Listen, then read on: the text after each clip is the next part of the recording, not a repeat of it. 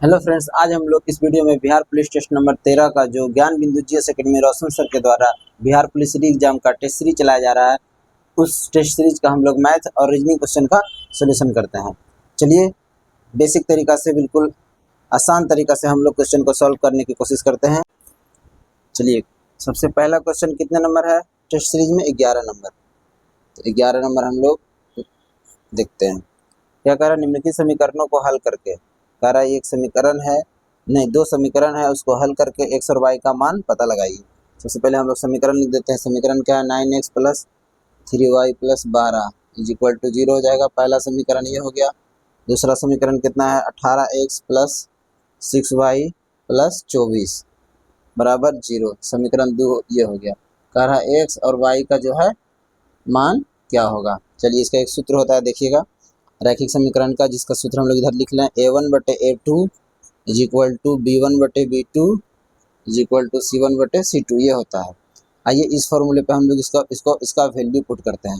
तो a1 b1 c1 a2 b2 c2, मतलब पहला समीकरण का a1 होता है और दूसरा समीकरण को 2 माना जाता है। तो a1 b1 c1 a2 b2 c2 ये फॉर्म में आता है। ठीक है, तो a1 का मान कितना हो जाएगा? 9 बटे a2 का मान कितना हो जाएगा? 18 बराबर है b1 का कितना हो जाएगा? 3, b2 का क्या हो जाएगा? 6, c1 का क्या हो जाएगा? 12, c2 का क्या हो जाएगा? 24। ये 24 है, y नहीं है। ठीक है, अब देखिए इसको हम लोग काटते हैं। क्या हो जाएगा? 1/2 हो जाएगा। ये भी 2, ये भी 2, यानी क्या हो गया? 1/2 is equal to 1/2 is equal to 1/2, यानी x और y का मान जो है यहाँ से हम लोग प्राप्त नहीं कर सकते हैं। इसका राइट आंसर क्या हो जाएगा? ऑप्शन नंबर डी में देखिए लिखा है कोई अद्वितीय हल नहीं, मतलब इसके जो है अनंत हल हो सकते हैं। तो इसका राइट आंसर क्या हो जाएगा? Option number D is the right answer, अनंत हल होगा, अनंत हल होगा। चलिए क्वेश्चन नंबर 12 की ओर बढ़ते हैं। नेक्स्ट क्वेश्चन की ओर आगे बढ़ते हैं। नेक्स्ट क्वेश्चन क्या कह रहा है? Question number 12। आइए क्वेश्चन नंबर 12।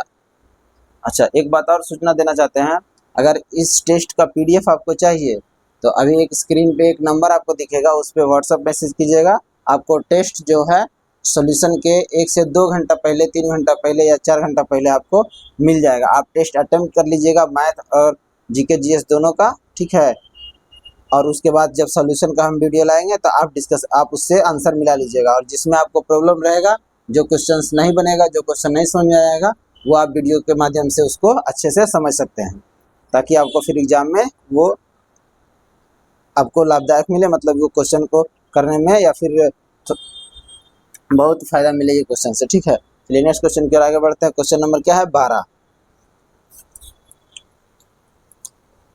क्वेश्चन नंबर 12 क्या कह रहा है? 2/3 है, 8/9, 10/27 और है 32/81। कह रहा है इसका मासा क्या है? ये तो बहुत इजी क्वेश्चन है। मासा आप लोग बचपन में भी पढ़े होंगे, है तो बहुत इजी, आप लोग बना लिए होंगे, लेकिन फिर भी हम बता देते हैं। जिनको अगर नहीं पता है वो आप सीख लीजिएगा। मासा कह रहा है, अगर यहाँ पे एक चीज़ ध्यान में रखना है, यहाँ पे पूछ क्या रहा है, इसमें लासा और मासा दोनों होता है। तो यहाँ पे क्वेश्चन में क्या कह रहा है? मासा। तो एक चीज़ हमेशा याद रखिएगा, जो क्वेश्चन में पूछा जाए उसको ऊपर रखना है। ठीक है, तो इसमें मासा पूछ रहा है, तो मासा किसका निकालेंगे? तो हम लोग जो ऊपर वाला होता है ना, ऊपर वाला, जैसे ये 2/3 का ऊपर वाला भाग ये होता है, तो ऊपर वाले जो हिस्सा होता है उसका मासा निकालेंगे, और जो नीचे वाला हिस्सा होता है उसका हम लोग लासा निकालेंगे।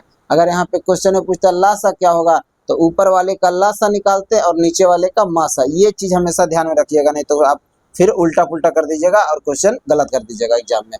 तो एक चीज़ हमेशा ये ध्यान में रखना है कि जो क्वेश्चन में पूछा जाए उसको ऊपर रखना है। तो ऊपर वाले जितना भी टर्म है उसका मासा निकालने के लिए कहा है। तो मासा क्या हो जाएगा? उसका मासा मतलब क्या होता है? वैसी बड़ी से बड़ी संख्या जिससे सभी अंक विभाजित हो जाए। तो देखिए 32 से ये सब विभाजित नहीं होगा, लेकिन 2 से देखिए सभी अंक विभाजित हो गया। तो इससे बड़ी वैसी कोई संख्या नहीं है जो ये चारों विभाजित हो जाए। अगर इससे बड़ी संख्या 8 लेते हैं तो 8 विभाजित है, ये विभाजित है, लेकिन फिर ये नहीं है। 4 लेते हैं तो 4 ये है, ये नहीं है, ये है। और 2 से देखिए सब विभाजित है, तो सबसे बड़ी संख्या क्या हो जाएगी? मासा। ऊपर 2 हो जाएगा, तो 2 लिख दिए। तो नीचे का क्या निकालना है? एलसीएम। तो एलसीएम इसका 3, 9, 27 का क्या हो जाएगा? 81 का 81 हो जाएगा। तो इसका मतलब ये क्या हो गया, ये आंसर हो गया। तो इसका ऑप्शन नंबर क्या हो जाएगा, option number D, D is the right answer. चलिए नेक्स्ट क्वेश्चन की ओर आगे बढ़ते हैं, क्वेश्चन नंबर 13। चलिए क्वेश्चन नंबर 13 क्या कह रहा है, क्वेश्चन नंबर 13 को क्वेश्चन देखते हैं। क्वेश्चन भी आप एक एक लाइन पढ़ेंगे और एक एक लाइन को हम लोग बनाने की कोशिश करेंगे एकदम स्टेप टू स्टेप, ताकि चीज़ों को अच्छे से समझिएगा और बेसिक कॉन्सेप्ट। नहीं तो फिर अगर आपको बेसिक और इस तरह से आप नहीं बनाइएगा तो हो सकता है एग्जाम में आपको ये क्वेश्चन छूट जाए। चलिए क्या रहा है, एक व्यक्ति अपने बेटे से 9 गुना बड़ा है, एक व्यक्ति अपने बेटे से 9 गुना बड़ा है। तो सबसे पहले इसी का काम कर लेते हैं। एक कोई व्यक्ति है, चलिए इधर व्यक्ति का लिख देते हैं, इधर बेटा। आराम से समझिएगा एकदम, एक एक चीज़ को बहुत अच्छे से बताएंगे। एक तरफ क्या है व्यक्ति, एक तरफ बेटा। क्वेश्चन में कह रहा है एक व्यक्ति अपने बेटे से 9 गुना बड़ा है, तो हम लोग बेटा को x मान लेते हैं और बेटा से कितना बड़ा है व्यक्ति, 9 गुना, तो इसका 9x हो जाएगा। ये तो यहाँ तक समझ गए। चलिए आगे क्या कह रहा है, 2 वर्ष बाद पिता जो है, चलिए पहले 2 वर्ष कह रहा है बाद, तो दोनों में 2 वर्ष बढ़ा देते हैं, इधर भी 2 वर्ष बढ़ा दिए। कह रहा है 2 वर्ष बाद वह अपने बेटे से 6 गुना, 2 वर्ष बाद जो है वह अपने बेटे से 6 गुना, पिता जो है अपने 2 वर्ष बाद तो हो गया, 2 वर्ष बाद कह रहा है अपने बेटे से 6 गुना, मतलब पिता जो है अपने बेटे से 6 गुना से 1 वर्ष कम बड़ा होगा, 6 गुना से 1 वर्ष कम बड़ा होगा। तो कह रहा है बेटा जो है, बेटा से उसका पिताजी जो है वो 6 गुना से 1 वर्ष कम बड़ा होगा। तो अगर हम इधर 6 गुना और -1 कर दें तो ये बराबर हो जाएगा ना। बराबर क्यों, हमको इक्वेशन बराबर करने के लिए देखिए यहाँ पे देखिए थोड़ा सा लॉजिक है, अगर नहीं जिसको समझ में आ रहा है वो थोड़ा सा दिमाग लगाइए कि अगर बेटा से ये 6 गुना बड़ा और 6 गुना से 1 कम होगा, तो अगर हम इधर कर देंगे तो ये दोनों फिर बराबर हो जाएगा। मतलब इससे जो ये गुना तो होगा ही, अगर यही चीज़ अगर इधर कर देते हैं तो ये दोनों बराबर हो जाएगा। अब देखिए ये होता ही है, इस तरह से ही बनता है। तो अब देखिए 9x हो जाएगा +2 बराबर 6x में गुना होगा तो 6x + 6 दूना 12 और ये है -1। अब देखिए 9x + 2 6x में से 12 से 1 घट जाएगा तो क्या हो जाएगा +11। 9x में से 6x को इधर ले आते हैं 3x हो जाएगा और 2 को उधर भेज देते हैं, क्या हो जाएगा 9। x बराबर क्या निकल के आ गया, x बराबर 3। अब देखिए यहाँ पर x बराबर 3 है तो व्यक्ति का उम्र कितना हो गया 27 और बेटा का उम्र क्या हो गया 3। अब देखिए क्वेश्चन में फर्स्ट में कह रहा था कि नहीं, कह रहा था ना कि व्यक्ति जो अपने बेटे से 9 गुना बड़ा होगा, देखिए 9 गुना बड़ा है, देखिए सेटिस्फाइड हो गया। तो इसका कह रहा है लास्ट में क्या पूछ रहा है, उसकी वर्तमान आयु, तो वर्तमान आयु यही ना है 27 और 3, क्या हो जाएगा इसका right answer, option number A is the right answer. चलिए नेक्स्ट क्वेश्चन की ओर आगे बढ़ते हैं, क्वेश्चन नंबर 14। चलिए नेक्स्ट क्वेश्चन की ओर आगे बढ़ते हैं, क्वेश्चन नंबर क्या कह रहा है 14। ये बहुत ही अच्छा क्वेश्चन है और हम आपको बता देते हैं कि बिहार पुलिस का जो सिलेबस के बारे में ये जो ऑफिशियल नोटिस आया तो सिलेबस चेंज नहीं हुआ है। पहले जो क्या पूछता था, पहले भी यही सब सिलेबस पूछता था, लेकिन इस बार क्या हुआ है, इस बार बोर्ड ने डायरेक्ट रूप से लिख दिया है साफ साफ शब्दों में कि 8, 9, 10 का ही हम लोग मैथ क्वेश्चन का क्वेश्चन पूछा जाएगा एग्जाम में। 8, 9, 10 के से रिलेटेड जो रहेगा वही, 10th और 11, 12 का कोई भी मैथ एग्जाम में नहीं पूछा जाएगा। और अगर बात कर लेते हैं जीके का, तो जीके का तो 12 से भी हल्का फुल्का रिलेटेड हो जाता है। जीके का और संभवतः 8, 9, 10 रहेगा, लेकिन कुछ 11, 12 से भी रह सकता है। तो चलिए मैथ का क्वेश्चन नंबर 14 को हम लोग सॉल्व करते हैं स्टेप बाय स्टेप से। पहला क्या कह रहा है, स्टार्टिंग लाइन कह रहा है एक कुआं खोदा जाता है, एक कुआं खोदा जाता है। हम लोग कुआं खोद लिए, कुआं मतलब एक बेलन हो गया, ठीक है। जिस तरह से ये है ये बेलन का रूप ले लिया। कह रहा है कि इसका जो व्यास है 3 मीटर है, डी कितना है 3 मीटर, तो इसका त्रिज्या हम लोग तुरंत निकाल लेते हैं, आधा हो जाता है। उसके बाद कह रहा है इसकी ऊंचाई 14 मीटर है, एच बराबर कितना है 14 मीटर है। ध्यान से देखते चलिएगा, एकदम चीज़ों को समझते चलिएगा। एच कितना है 14 मीटर। कह रहा है उससे मिट्टी निकाले जाते हैं, इससे जो है मिट्टी निकाली जाती है, मिट्टी निकाली जाती है मतलब आयतन। तो बेलन का आयतन क्या हो जाएगा, आयतन बराबर क्या हो जाता है सूत्र πr²h। इसको हम लोग सोल्व कर लेते हैं, कितना हो जाएगा 22/7 गुने r का स्क्वायर कितना 3/2 गुने 3/2 गुने 14, काट देंगे 7 दूनी 14 खत्म, 2 से 11 खत्म, 3 3 9 11 99, ये आ गया 99 घन मीटर 99 घन मीटर आ गया कितना आयतन इसका बेलन का जो मिट्टी निकाली गई। अब कह रहा है कि और निकली जाती है और कुएं के चारों तरफ फैला दी जाती है। कुएं के चारों तरफ जो है ये मट्टी फैला दी जाती है, फैला दी जाती है। और एक तटबंध बनाने के लिए 4 मीटर चौड़ा एक वृत्तीय आकृति का घेरा बनाया जाता है। एक तटबंध बनाने के लिए 4 ऐसे तटबंध बनाया और कह रहा है कि 4 मीटर मतलब ये 4 मीटर है, ठीक है। 4 मीटर का जो चौड़ाई है, 4 मीटर चौड़ा एक घेरा बनाया जाता है। और तटबंध की ऊंचाई कितनी होगी, तटबंध की ऊंचाई पूछ रहा है। तो मतलब क्या कह रहा है कि तटबंध की ऊंचाई, देखिए इसको कैसे समझते हैं। ये एक बेलन था, बेलन के चारों ओर तटबंध बनाया गया इस मिट्टी से। मिट्टी पहले चारों तरफ फैला दिया, एक तटबंध बनाया गया और वो 4 मीटर की चौड़ाई है तटबंध की, ठीक है।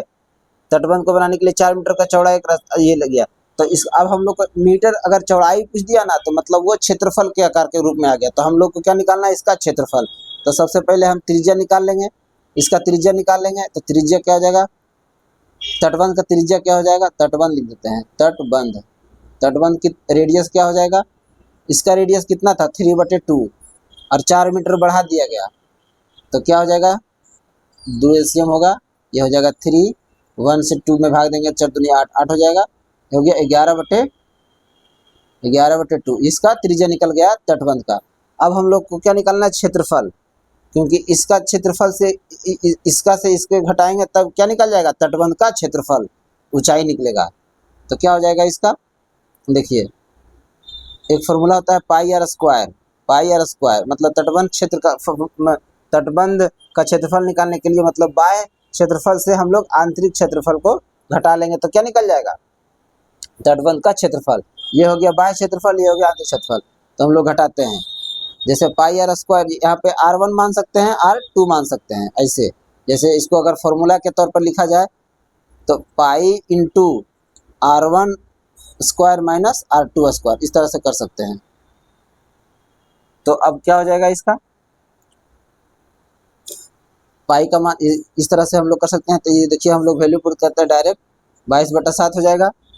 इसके बाद फिर 11 का स्क्वायर, ये 11/2 का स्क्वायर माइनस 3/2 का स्क्वायर। अब देखिए हम लोग निकाल लेते हैं, क्या हो जाएगा इसका 22/7 इंटू 11 का क्या हो जाएगा 121/4 माइनस 9/4। अब क्या हो जाएगा 22/7 इंटू मतलब गुना का हो जाएगा, 4 से 4 कॉमन ये हो जाएगा LCM, 121 में से 9 जाएगा तो कितना बचाएगा 112 हो जाएगा, 112। अब देखिए काट दीजिए, 2 से ये कट गया, 56 हो जाएगा, 7 8 56, 8 मर्त में कट जाएगा, ये 2 से 4 हो जाएगा। यानी क्या हो जाएगा 2288 मीटर स्क्वायर क्षेत्रफल निकल गया इसका। तटबंध का क्षेत्रफल क्या निकल गया, तटबंध का क्षेत्रफल, तटबंध का क्षेत्रफल कितना निकल गया 88 मीटर स्क्वायर निकल गया हम लोग का, ठीक है। तटबंध का क्षेत्रफल 88 मीटर स्क्वायर निकल गया। अब पूछ रहा है कि ऊंचाई कितना होगा, मतलब इसकी जो है ऊंचाई कितना होगा। तो क्या हो जाएगा ऊंचाई के लिए क्या क्या करेंगे हम लोग, देखिए ऊंचाई के लिए क्या करेंगे, पहले क्या था इसका ये आयतन कितना था 99 था। तो आयतन बटा 88 मतलब ये क्षेत्रफल को डिवाइड कर देंगे तो क्या निकल जाएगा, इसको ये ऊंचाई निकल जाएगा। तो इसको काटेंगे तो 11 से 9 हो जाएगा, 11 से 8, यानी इसका राइट आंसर क्या हो जाएगा 9/8। 9/8 कौन सा ये आंसर हो जाएगा, option number B is the right answer, 9/8। चलिए नेक्स्ट क्वेश्चन की ओर आगे बढ़ते हैं, क्वेश्चन नंबर 15। चलिए नेक्स्ट क्वेश्चन की ओर आगे बढ़ते हैं। क्वेश्चन नंबर क्या कह रहा है, क्वेश्चन नंबर 15 क्वेश्चन नंबर क्या कह रहा है, देखिए कह रहा है यदि 2x + 3y = 6 तथा 6x + ky = 18 के अनंत हल हो तो k का मान क्या ज्ञात कीजिए। देखिए एक सेट पहले सेट 9 या सेट 8 में हम लोग डिस्कस किए थे, उसमें आया था एक हल हो, कोई एक हल हो तो उसमें k का वैल्यू पुट करना निकालना था। इसमें अनंत हल की बात कर रहा था। देखिए कैसे इसको हम लोग सॉल्व करते हैं। पहले इक्वेशन लिख लेते हैं, क्या कह रहा है 2x + 3y = 6 और एक है 6x + ky = 18। तो पहले क्या हो जाएगा, इसको 2x + 3y ये बराबर के बाद 6 है तो इधर आएगा तो माइनस हो जाएगा, इस फॉर्म में ले आते हैं। a1 a2 a3 a1 b1 और c1 के फॉर्म में ले आते हैं। ये क्या हो जाएगा 6x + k y minus 18 is equal to 0। देखिए इसमें क्या हो जाएगा, ये हो जाएगा A1 B1 C1 A2 B2 C2, ये हो गया A2 B2 A C2, ये हो गया A1 B1 C1। चलिए पहला समीकरण में 1 होता है, दूसरा समीकरण में 2 2 करके होता है। तो इसका एक फॉर्मूला होता है, अनंत हल का क्या फॉर्मूला होता है, A1 बटे A2 is not equal is equal to B1 बटे B2 is equal to C1 बटे C2, ये होता है। और कोई एक हल का क्या होगा, A1 बटे A2 is not equal to B1 बटे B2 is equal to C1 बटे C2 होता है, समझ गए। तो एक हल का बस यही होता है, A1 बटे A2 is not equal to B1 बटे B2। लेकिन अनंत हल का क्या होगा, अभी कुछ देर पहले एक क्वेश्चन में हम अनंत हल के बारे में बताए थे कि इस तरह का अनंत हल आ जाता है जिसमें 1/2 is equal to 1/2 is equal to 1/2 का ये एक्स वाई का फॉर्म आ गया था। तो उसी प्रकार से ये फॉर्मूला, आइए इसको हम लोग पुट करते हैं। A1 का क्या है, A1 का 2, A2 क्या है 6 इज इक्वल टू, इसके बाद फिर क्या है B1 कितना का है 3, B2 कितना है K, उसके बाद फिर C1 कितना है -6 और उसके बाद C2 कितना है -18। तो माइनस कट जाएगा तो क्या हो जाएगा प्लस, ये खत्म कर देते हैं। चलिए प्लस कर दिए। अब देखिए काटिए, 6 3 18 हो जाएगा और ये हो जाएगा 3। तो अब अगर ये दोनों का फॉर्म में, ये दोनों का और ये दोनों का अलग अलग करके हम लोग के का मान निकालते हैं। अगर के का मान निकालेंगे तो के इधर आएगा और 3 3 क्या हो जाएगा 9, तो के बराबर यहाँ 9 निकला। यहाँ देखते हैं, ये के को इधर भेजेंगे के हो गया और ये 3 को इधर भेजेंगे तो क्या निकल गया, के बराबर 9। यहाँ भी 9 आ गया, तो इसका मतलब क्या हो जाएगा, के बराबर 9, के बराबर 9। ऑप्शन नंबर क्या हो जाएगा इसका right answer, option number B is the right answer, के बराबर 9। चलिए नेक्स्ट क्वेश्चन की ओर आगे बढ़ते हैं, क्वेश्चन नंबर 16। चलिए नेक्स्ट क्वेश्चन की ओर आगे बढ़ते हैं, क्वेश्चन नंबर क्या है 16, क्वेश्चन नंबर है 16 नंबर क्या कह रहा है, गणित का एक प्रश्न 3 छात्रों को दिए जाते हैं तथा उनके द्वारा उस प्रश्न के हल होने की संभावना क्रमशः 2/7, 1/3 और 1/5 है। तो क्या संभावना है कि प्रश्न हल हो जाएगा। देखिए हम लोग पहले मान लेते हैं P, ए पहला छात्र क्या हो जाएगा, ए मान लेते हैं, ए मान लेते हैं। पहला छात्र का जो हल होने की संभावना है कितना दे रखा है 2/7। तो अगर हल ना होने की संभावना तो क्या हो जाएगा, हम लोग P डैश कर लेंगे। हल ना होने की संभावना क्या हो जाएगा 1/2/7, तो इसका क्या हो जाएगा 5/7। ये हो गया हल ना होने की संभावना। ये हल होने की संभावना है, ये होने है ना होने की संभावना है ये। दूसरा क्या हो जाएगा PB, दूसरा छात्र PB हो जाएगा, PB हो गया। दूसरा छात्र का हल होने की संभावना कितना है 1/3। तो हल ना होने की संभावना कहता है ना, तो 1 से घट मतलब 1 से माइनस कर दिया जाता है। तो हल ना होने की संभावना अगर हम लोग निकालें क्या हो जाएगा 1 - 1/3, क्या हो जाएगा 2/3। तीसरा छात्र है तो तीसरा छात्र C मान लेते हैं।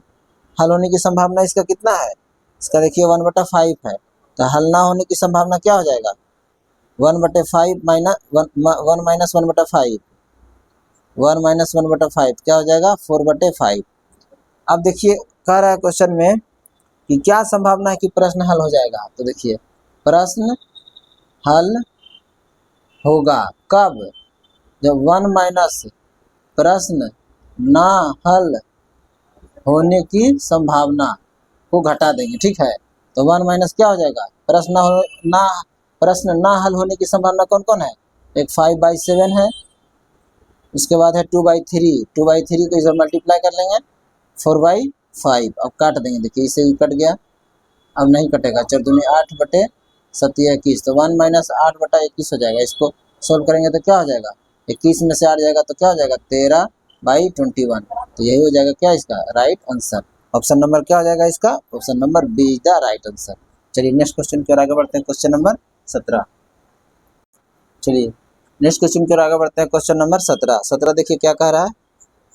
क्वेश्चन नंबर 17 कह रहा है 8 व्यक्तियों की औसत आयु 2 वर्ष बढ़ जाती है। एक एक लाइन पढ़ेंगे, एक एक लाइन करेंगे। देखिए कह रहा है क्वेश्चन में 8 व्यक्तियों की औसत आयु 2 वर्ष बढ़ जाती है जब उनमें से एक व्यक्ति जिनकी आयु 24 वर्ष के स्थान पर एक नए व्यक्ति को लाया जाता है, तो नए व्यक्ति की औसत आयु क्या हो जाएगी। देखिए अगर इसको हम लोग शॉर्ट फॉर्म से इसको अगर एग्जाम में बनाएंगे तो वो तो एक लाइन में बन जाएगा, लेकिन आपको बेसिक तरीका से जैसे बताते हैं ताकि आप क्वेश्चन को भूले ना। तो इसका एक फॉर्मूला जैसे होता है औसत बराबर क्या होता है, योग मतलब पदों का योग बटे पदों की संख्या।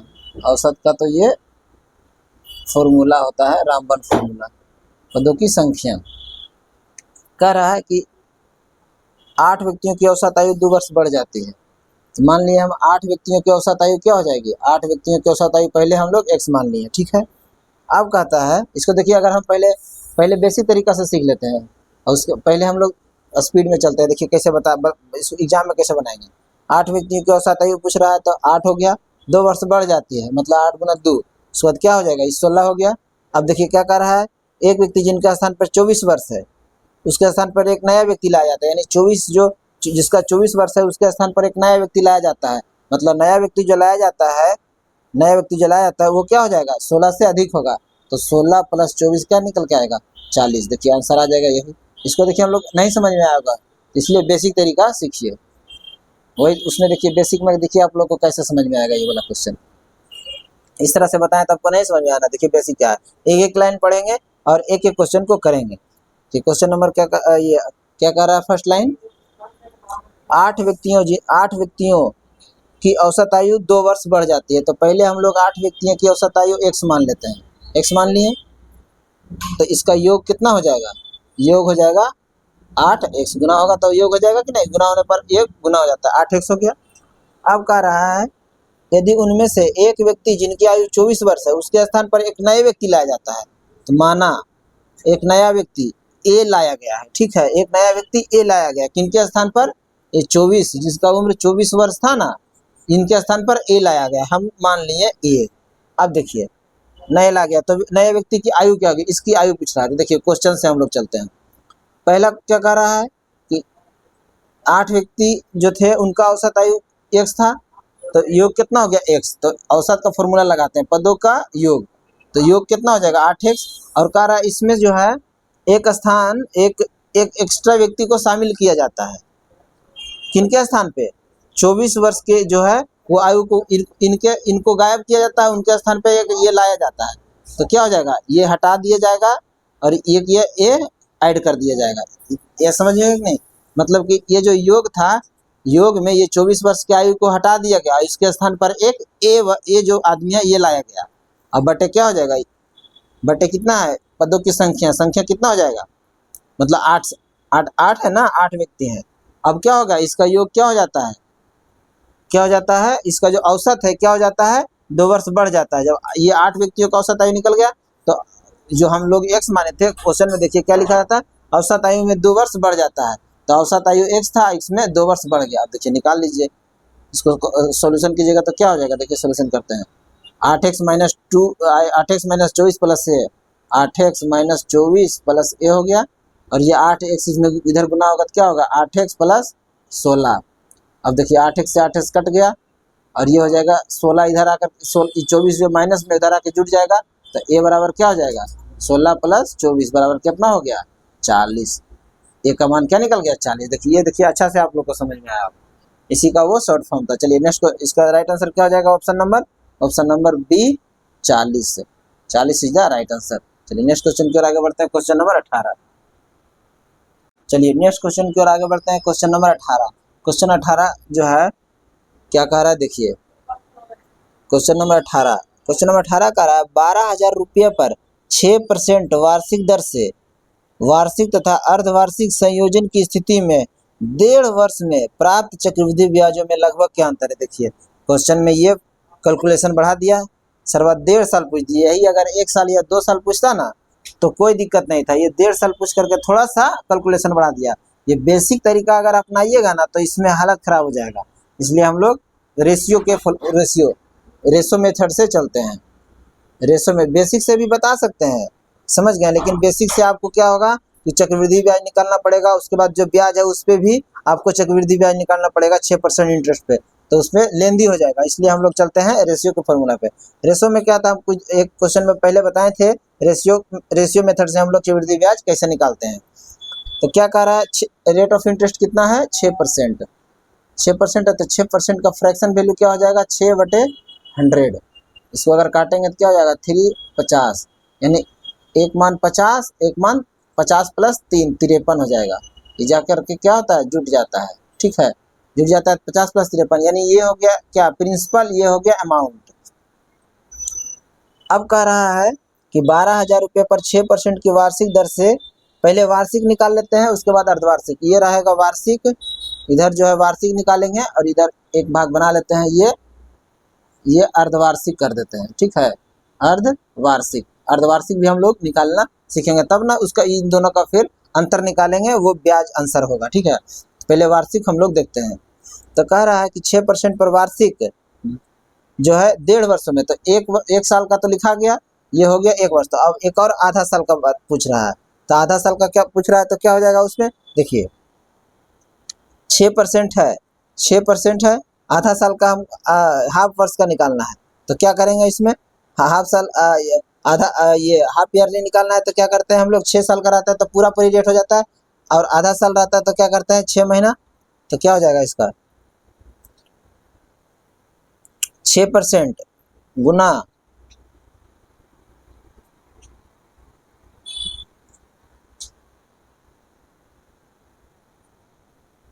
ये हो जाएगा 1/2, नहीं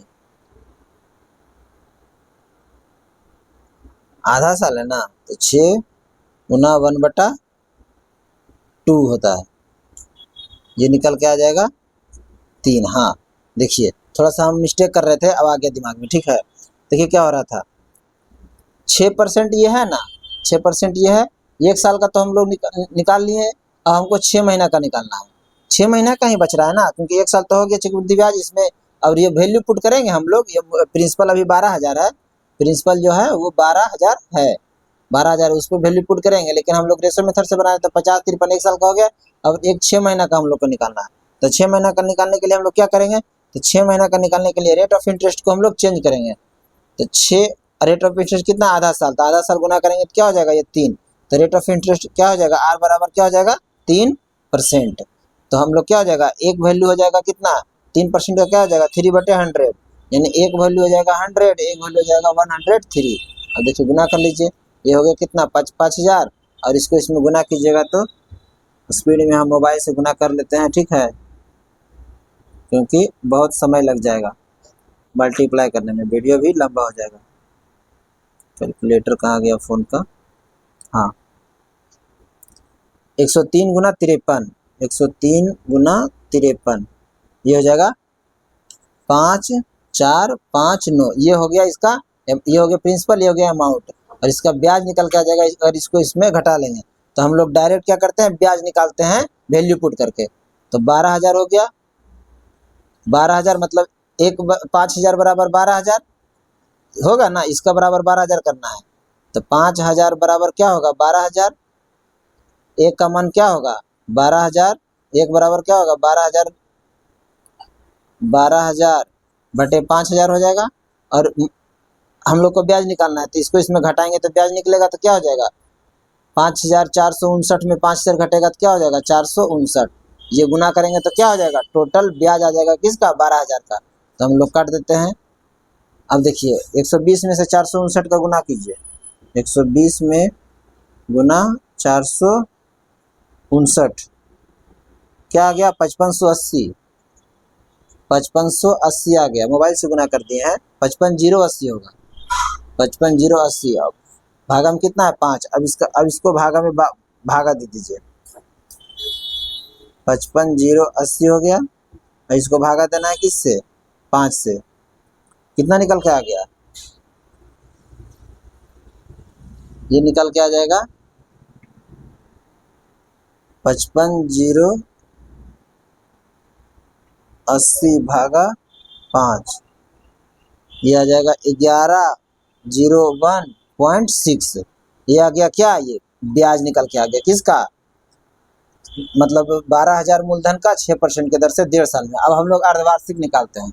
अर्धवार्षिक देखिए हम लोग कैसे निकालते हैं, अर्धवार्षिक में क्या होता है, rate of interest, rate of interest को क्या करते हैं आधा करते हैं, और जो टाइम रहता है उसको दुगना करते हैं, इसको आधा करते हैं और इसको दुगना करते हैं, ये अर्धवार्षिक में होता है, ठीक है। और तिमाही की अगर बात कर लेते हैं तो तिमाही में रेट ऑफ इंटरेस्ट को 1/4 से भागा देते हैं, 1/4 का भाग होता है और उसका जो टाइम होता है वो 4 गुना होता है। तो रेट ऑफ इंटरेस्ट को आधा करेंगे तो क्या हो जाएगा, 3% हो जाएगा, ये 3% हो जाएगा। और अगर इसमें गुना करेंगे, टाइम कितना है 1.5 साल, तो क्या हो जाएगा 3 साल हो जाएगा। अब हम लोग अर्धवार्षिक को हम लोग निकाल लेते हैं, तो अर्धवार्षिक को भी हम लोग वैसे ही निकालेंगे। क्या हो जाएगा, ये अर्धवार्षिक का अगर हम लोग निकालेंगे तो क्या हो जाएगा, देखिए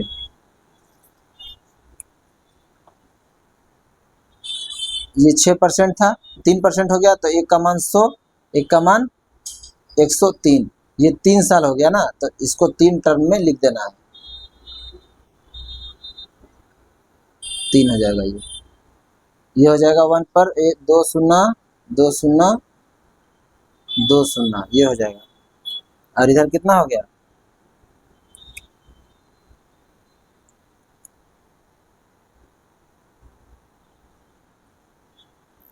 इसको हम लोग चाहें तो नॉर्मल भी बना सकते हैं, बिल्कुल आसान तरीका से, जैसे इस तरह से भी बना सकते हैं, कोई दिक्कत नहीं है। लेकिन हम इसको रेशियो मेथड से छोड़िए, इसको हम नॉर्मल मेथड से देखिए बनाते हैं, इधर से भी बन जाएगा। ये देखिए, इसको अगर हम लोग डायरेक्ट अगर हम लोग निकालते हैं, अर्धवार्षिक, अर्धवार्षिक ही पूछ रहा है ना, तो अर्धवार्षिक मतलब क्या होता है, चक्रवृद्धि ब्याज बराबर क्या हो जाएगा, मतलब 12,000 मूलधन हो गया, उस फॉर्मूला होता है P इंटू 1 प्लस R बटे 100 के पावर T, तो मूलधन क्या हो जाएगा 12,000 हो जाएगा, गुने ये हो जाएगा, गुना का चिन्ह हटा देते हैं, 1 प्लस R का मान कितना है, रेट ऑफ इंटरेस्ट कितना है, रेट ऑफ इंटरेस्ट है 3 निकल के आया था, और समय और 100 हो जाएगा, समय कितना निकाले थे, समय निकाले थे, इस समय भी 3 वर्ष निकाले थे, 1.5 साल तक गुना हो गया तो 3 वर्ष हो जाएगा, यानी 12 पर 3 शून्य गुने 103 हो जाएगा, 103 बटे 100, फिर 103 बटे, यही चीज़ था ना उसमें भी, जो भी हम लोग रेशो से निकाल रहे थे, इसलिए वो भी निकल सकता था, ये भी सेम ही कैलकुलेशन है, कोई ज़्यादा हार्ड नहीं है। सोचिए ये वाला इस तरह का से कर लेते हैं, इसका 2 शून्य कट गया, 1 शून्य से ये शून्य कट जाएगा।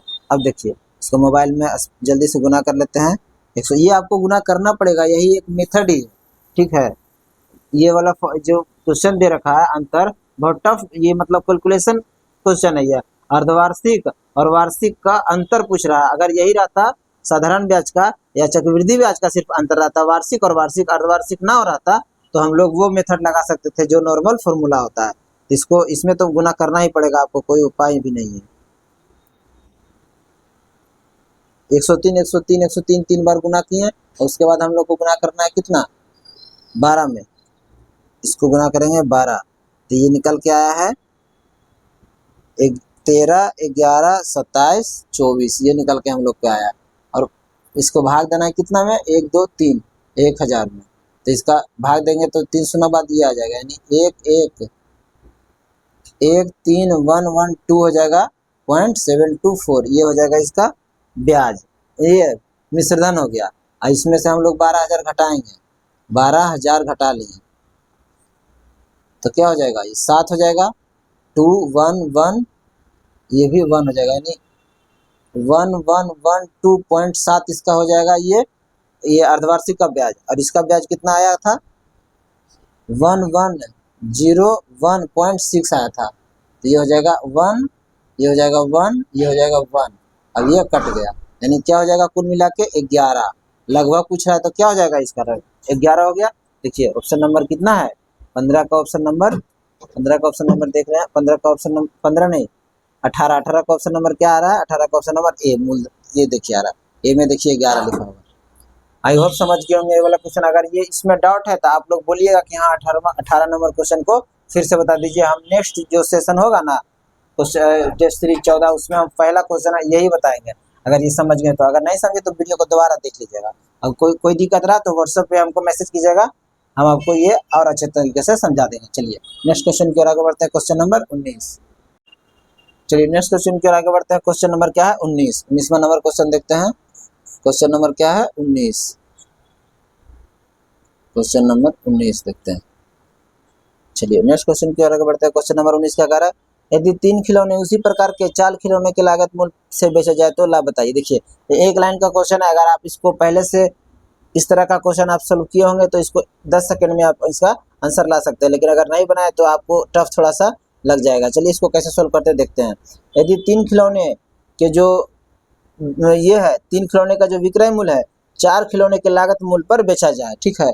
तो 3 खिलौने का जो विक्रय मूल्य है, 3 खिलौने का चल नहीं रहा है, 3 खिलौना इसको पहले थोड़ा चला लेते हैं, ठीक है।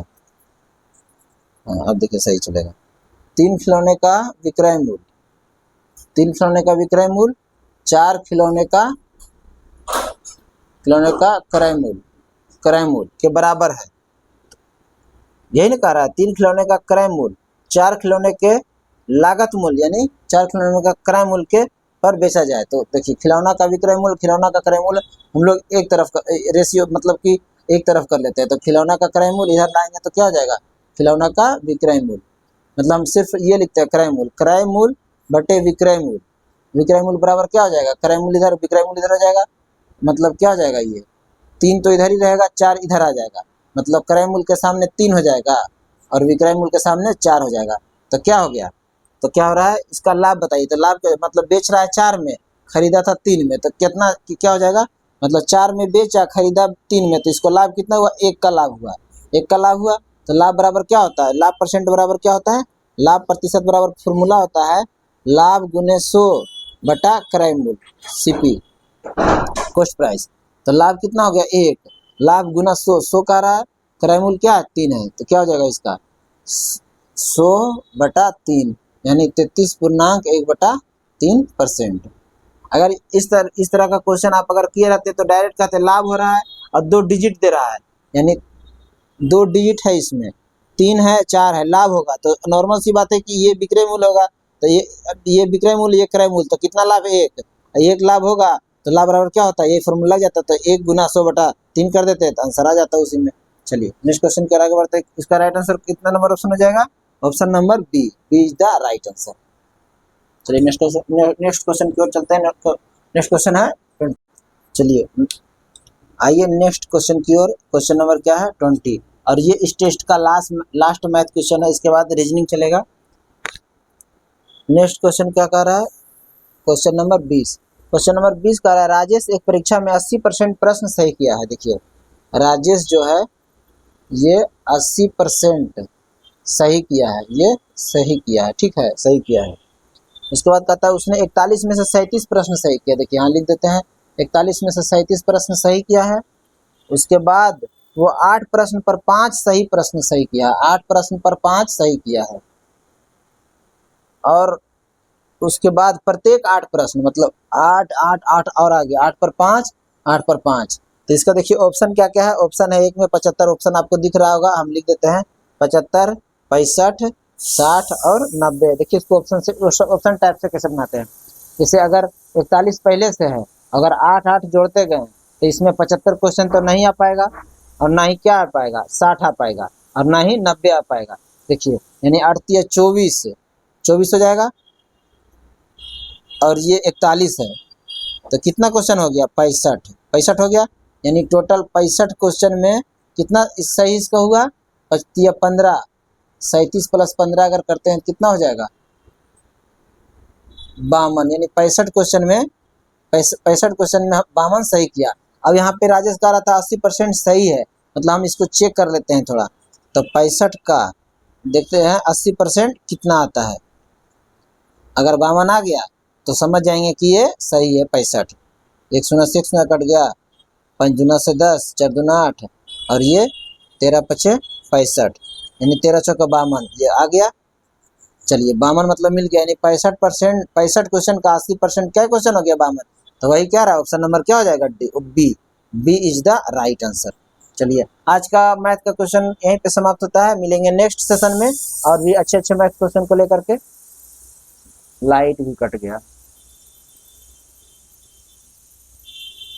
रीजनिंग का जो है वो हम कमेंट में आंसर लिख देंगे, ठीक है। रीजनिंग का कमेंट में आंसर रहेगा, आप लोग रीजनिंग का क्वेश्चन तो सॉल्व नहीं कर पाएंगे क्योंकि लाइट भी कट गया है, इसके वजह से अब रीजनिंग का जो है हम कमेंट बॉक्स में इसका आंसर नोट कर देंगे, आप लोग आंसर वहां से रीजनिंग का मिला लीजिएगा। चलिए आज का सेशन यही समाप्त करते हैं। जय हिंद।